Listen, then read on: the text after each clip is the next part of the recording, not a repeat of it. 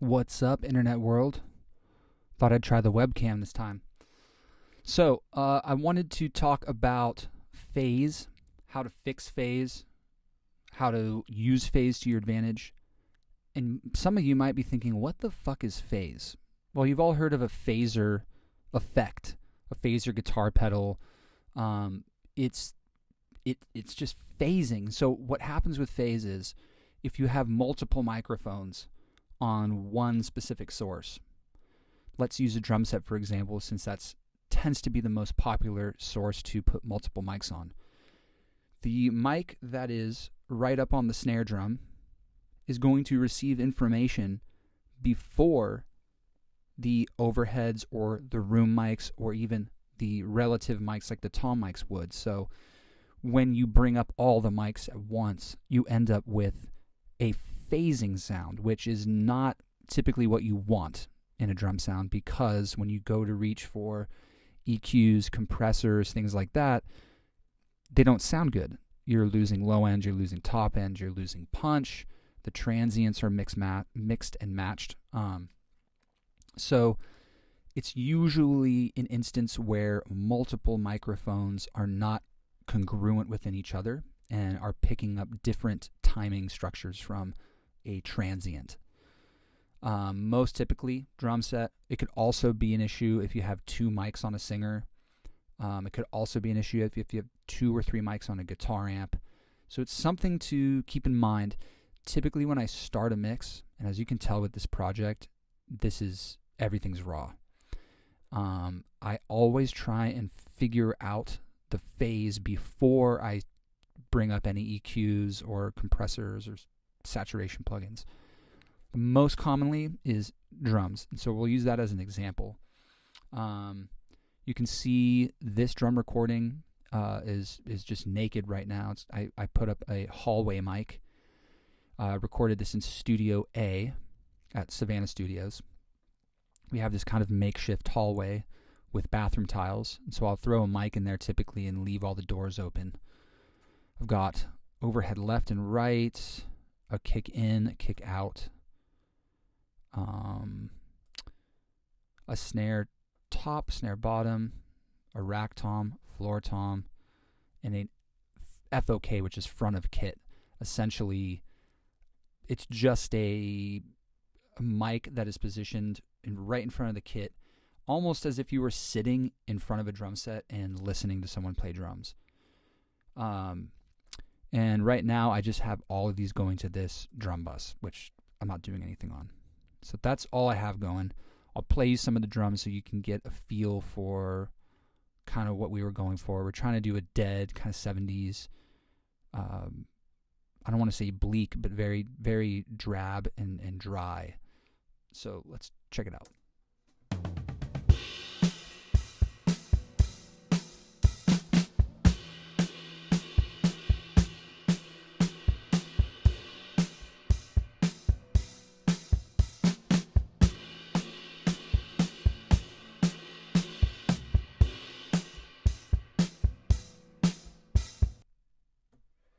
So you can see super dead, warm. I didn't use any compression on the way in. And so before I start touching anything, I'm going to grab a tool that I like to use to help me get into the ballpark of phase correction, which is a plugin that I use called Auto Align. I think it's under $100. Don't quote me on that. But I use this tool on 99% of live drum recordings, and when I do multiple mics on a guitar, it works really well. Sometimes you want things to be slightly out of phase to add character, so I can show you that and also show you how to really correct it. But Auto Align is amazing. It's a total cheat. Before this, I would have to go into the waveforms and actually, make sure they were lined up, either polarity flip certain ones, move certain things closer and farther. Either way, I'm going to show you how I use Auto Align. I will always start with Auto Align on the overhead mic that is closest to the snare drum. So in this instance, that's overhead left. So I'm just going to pull up Auto Align here. and you can see a very simple interface. It has a send and receive, and I have all of these engaged because I want the delay and polarity, and I want to make sure if it's just a polarity reverse, I want it to detect all of it. So I'm going to just send out as 1. And what that's going to do is use this channel as a marker for the other instances of auto align to connect to phase correct to. So we set that as send 1, and then on the other overhead, I will send that out receive 1. And it's as simple as just pressing play and detect, and it will correct the phase of those 2 mics for you.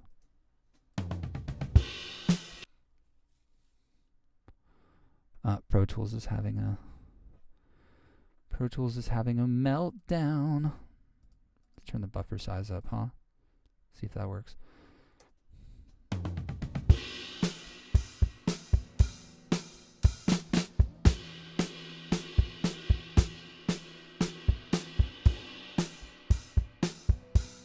can tell low end's starting to come through. There's a little more kick drum bleed happening. It's nice. So with the kick in, we're going to do the similar thing. We're going to send it out to that same overhead. But in conjunction with that, we're going to make its own send. That way, the kick out mic can phase correct to the kick in mic. So if you have multiple mics on one drum, like a snare top, snare bottom, kick in, kick out, it's nice to use those in congruency rather than using the overhead for everything. Since the overhead is really only picking up the entirety of the kit, you only want the important pieces that are going to be bled into that mic to be phase corrected, essentially. So the other thing I should mention is this little slider here will help you hone in on the transients of the drum, so it's not picking up bleed. So I'm going to adjust this to where it's only lighting up when the kick drum hits. Then I'll detect the audio.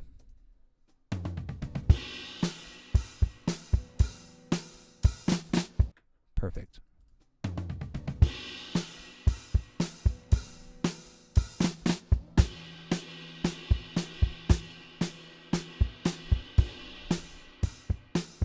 Whoa, huge difference there.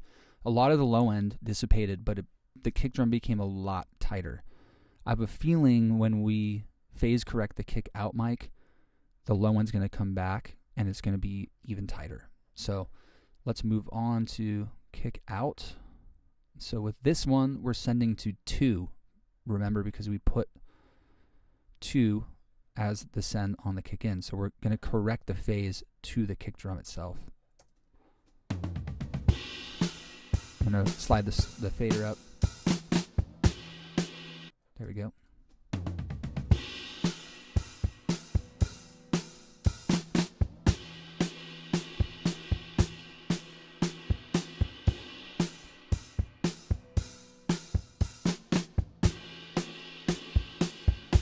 Oh yeah, way better. Way better. And so the snare drum's going to be a similar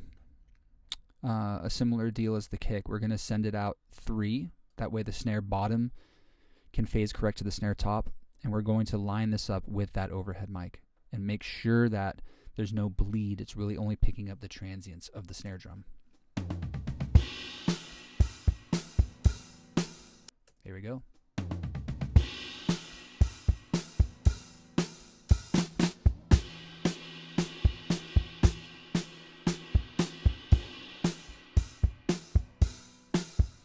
Perfect. Let's do the snare bottom. Let me drag my screen down.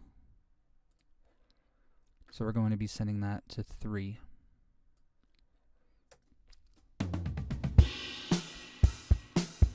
Perfect.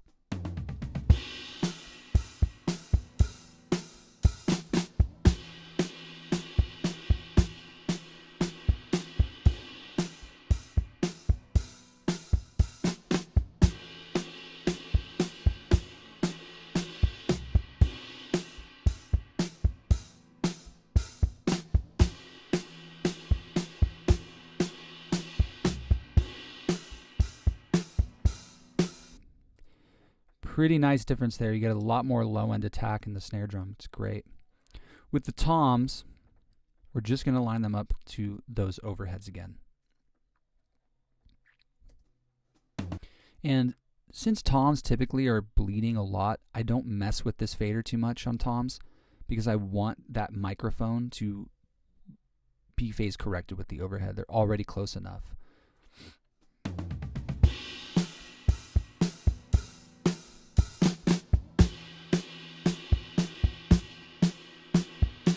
Yeah, not that big of a difference on that. Wasn't super out of phase. And then we'll do the same to the floor tom.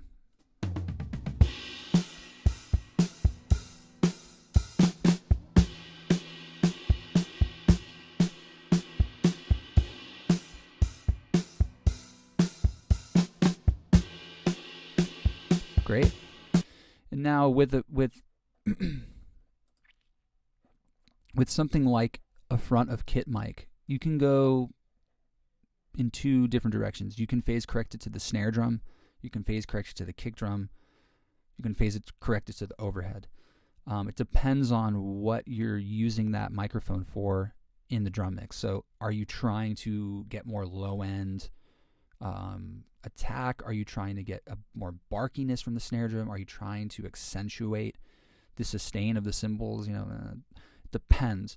For this kind of song, I would probably have this going match to the kick drum because I'd want that warm low end presence that I can control.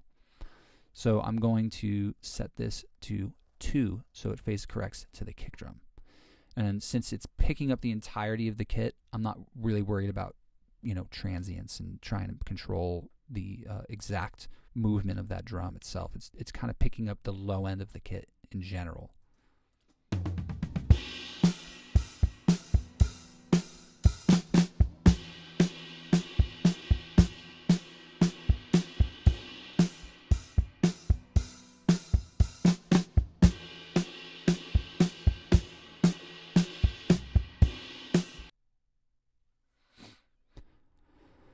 Oh, Pro Tools. Let's try it again.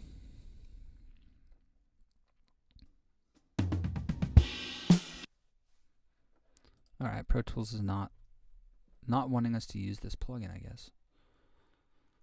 Let's try it one more time.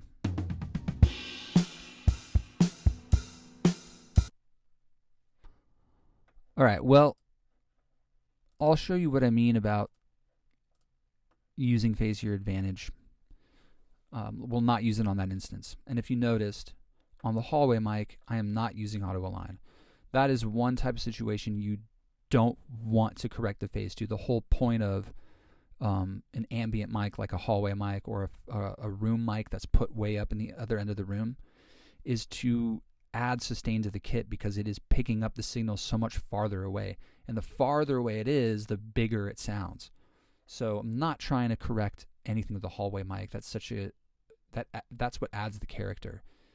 I would, with the front of kit mic is similar. You don't necessarily need that to be aligned to the kit. You can use a time delay and slide around the sample rate yourself. Not the sample rate, sorry, the sample size yourself. And see, sometimes having that mic a little in front or a little behind the kit adds sustain. So I'll show you what I mean. I think in Pro Tools, it's called time adjuster. So for 1, you can check the polarity. And for 2, you can just kind of mess with the mic and see what you can do to make it sound weird. So I'm going to unmute it, and I'm going to turn this way up. It's going to sound like shit, but you'll hear the timing differences here, and I'll try and show you what I mean.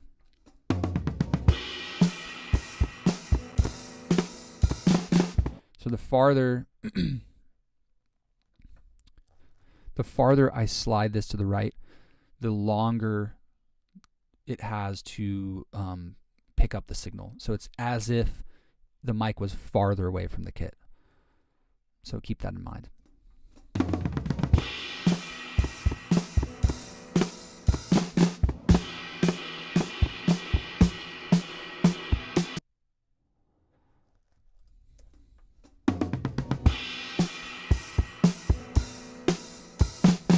So it's not out of phase in the sense that the polarity needs to be reversed because I lose low end when I pull it in. But what I'm going to do is solo just the kick drum, the kick in and the kick out, and I'm going to solo the front of kit mic, and I'm going to use that as a gauge to add a little more tail on the kick drum.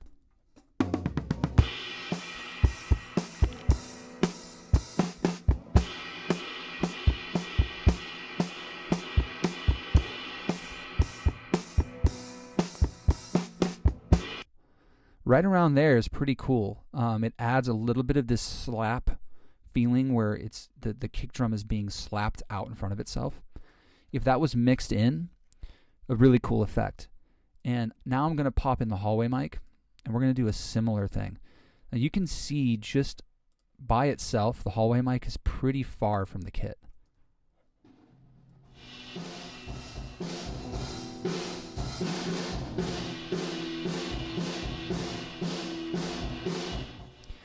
Pretty far. But what I'm going to do is, since I haven't really messed with the phase of that mic at all, typically I don't. Sorry, I don't know why I'm pulling up auto align. I'm going to pull up the same time adjuster here. I'm going to flip the polarity to see if I can get more low end from the mic when I engage it with the kick drum and the front of the kit. And I'm going to see by sliding this if I can get away with it going even longer. Probably not in this instance because it's a tight drum sound, but if I was really trying to get a bigger drum sound, I would definitely be messing with this.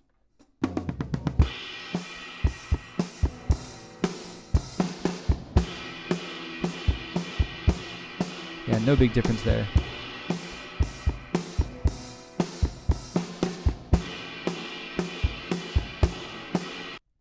Yeah, not a big difference there, really. I don't want to mess with that too much.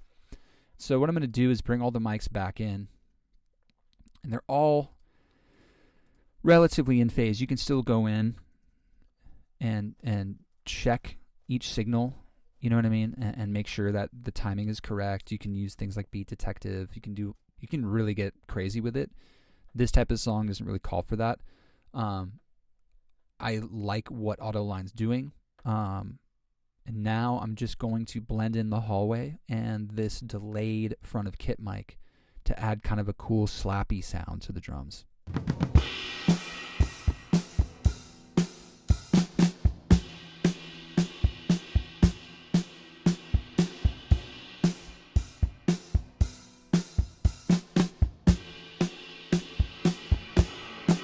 So I bring that mic up. You can hear it's kind of adding this cool. Now you can blend it in and it's just adding sustain.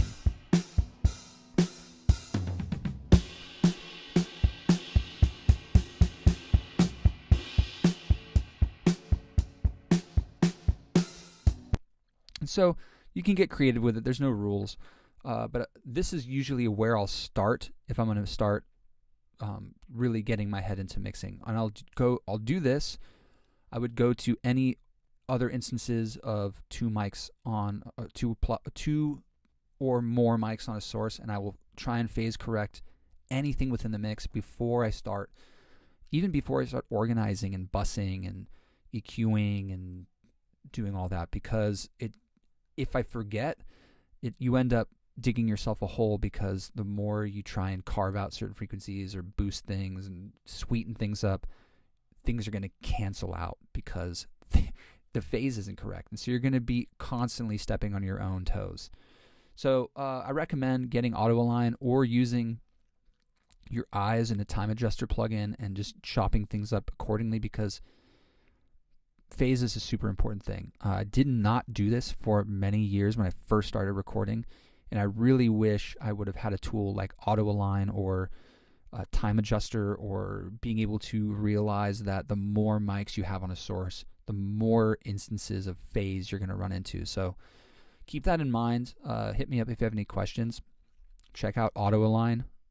And I hope you have a good day. Peace.